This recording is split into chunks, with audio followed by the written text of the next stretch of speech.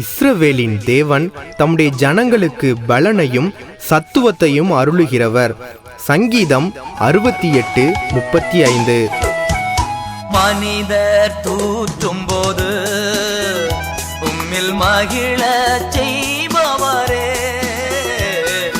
மனிதர் தூற்றும் போது உம்மில் மகிழ செய்பவரே, அதை தாங்கிட பலன் கொடுத்து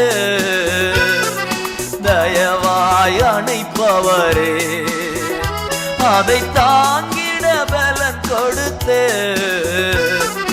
தயவாய் அணைப்பவரே. என்னை ஆட்கொண்ட இயேசு உம்மை யாரென்று நான் அறிவேன். என்னை ஆட்கொண்ட இயேசு உம்மை யாரென்று நான்